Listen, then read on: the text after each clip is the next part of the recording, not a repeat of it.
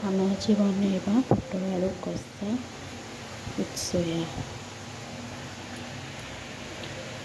ସାମଗ୍ରୀ ହେଲା ପୋଟଳ, ଆଳୁ, ଗ୍ରୀନ୍ ମଟର, ସୋୟାବିନ୍।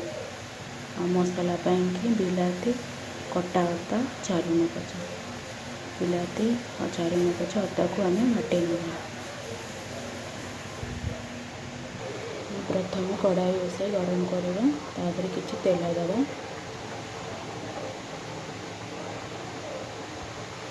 ଆମର ତେଲ ଗରମ ହେଇଯାଇଛି, ଆମେ ଆଳୁକୁ ଛାଣି ନେବା।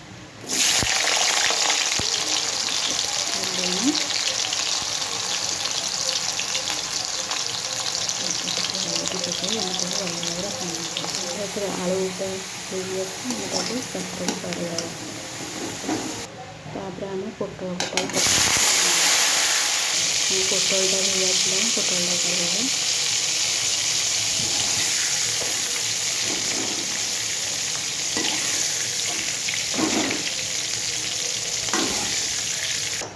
ଆମେ ସୋୟାବିନ୍କୁ ପକାଇକି ରଖିନେବା।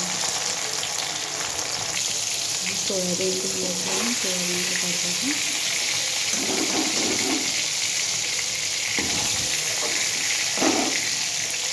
ଗ୍ରେଭି କରିବା ପାଇଁ ଅଳ୍ପ ଟିକେ ଚିନି ପକାଇବା।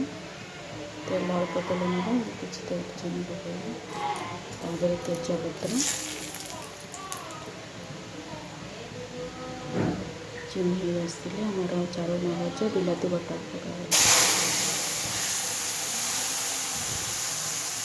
ତାପରେ ହାଫ୍ ଚାମଚ ହଳଦୀ ଗୁଣ୍ଡ, ହାଫ୍ ଚାମଚ ଲଙ୍କା ଗୁଣ୍ଡ, ହାଫ୍ ଚାମଚ ଜିରା ପାଉଡ଼ର, ହାଫ୍ ଚାମଚ ଧନିଆ ପାଉଡ଼ର, ହାଫ୍ ଚାମଚ କରି ପାଉଡ଼ର, ଅଳ୍ପ କିଛି ଗରମ ମସଲା, ସ୍ୱାଦ ଅନୁସାରେ ଲୁଣ ପକାଇ ଭଲ ଭାବରେ ମସଲାକୁ ମିକ୍ସ କରିଦେବା।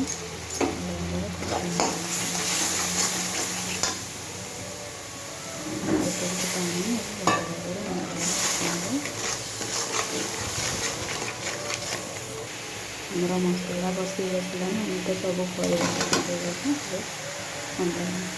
ଆଳୁ, ପୋଟଳ, ସୋୟାବିନ୍କୁ ମିକ୍ସ କରିବା। ମସଲା ହେଇଯାଇଛି, ଆମେ ପାଣିରେ ତାକୁ ସିଝାଇଦେବା।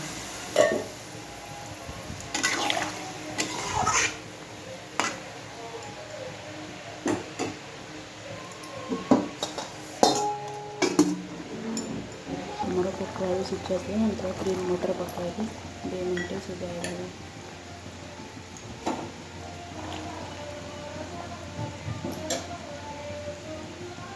ଆମର ବି ହେଇଆସିଛି, ଆମେ ଦେଇ ଫୁଟାଇ ନେବା।